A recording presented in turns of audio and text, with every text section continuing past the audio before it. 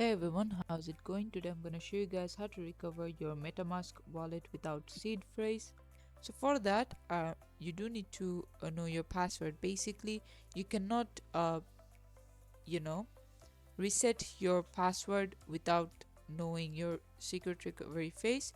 You need to know your password if you want to recover your secret recovery phrase.